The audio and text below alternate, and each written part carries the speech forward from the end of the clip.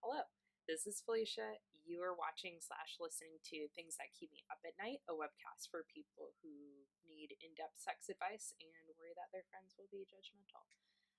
This video is an update and a little recap to episode 3, which was about the scary topic of disclosure. It definitely won't be the last episode that I do about disclosure, as it is the hardest part of being sexually responsible. What does that mean? We'll get into that. But first, in episode 3, my friend describes her experiences telling new partners that she has HPV. I am linking it down below, so if you haven't watched that, you might want to watch that first. But otherwise, this is a really good synopsis. She makes some claims about HPV, that everyone has it and that it isn't a big deal. Yes, everyone has at least some strain of HPV. This is human papillomavirus, canker sores, warts, etc. Some strains are harmless and some strains cause cancer. I am going to link down below a awesome video by Laci Green, who is a sex educator who did an incredible job explaining HPV, why you don't need to be worried about it, and what you can do if you do have it or want to get tested for it. Say what you will about Laci Green, but she does a really good job at breaking down all that you need to know, and the description of the video on her channel has a lot of helpful links, because this video is not about getting tested for STDs. But I would like to point out that while I have been gone and have experienced like a little bit of health issues, I took the opportunity to go to the lab and get tested myself. We use HPV in the video with my friend to talk about the issue of disclosure in sexual or romantic relationships. Disclosure means to reveal something about yourself that is not obvious to somebody else.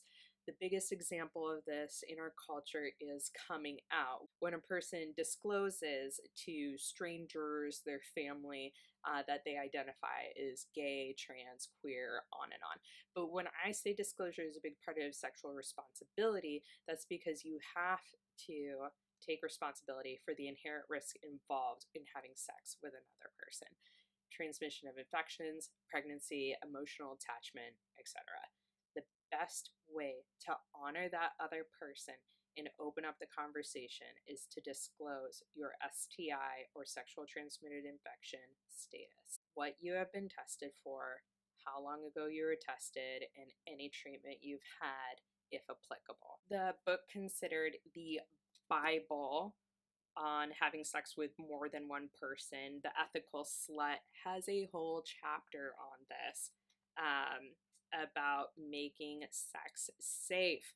And they talk about committing to healthy sex, that you need to be prepared to share your sexual decision making and history with new partners.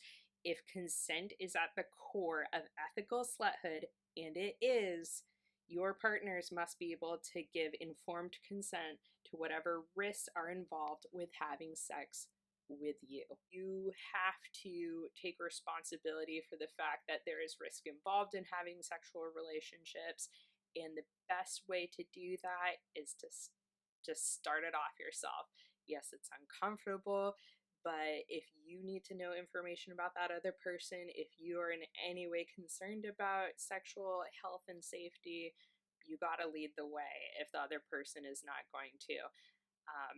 Plus, it's always easier to get information out of people if you share first. Kind of like if you want to know somebody else's fantasy, it's always a good idea to start with yours. I like to start the conversation myself, and as my friend points out, men don't ever, so I always have to be the one to initiate. I like to say, before we go any further, I need to let you know that I have not been tested since May, and that test came back completely negative for chlamydia, gonorrhea, HPV, and HIV, and herpes. But I have not been tested since then. Is that okay with you?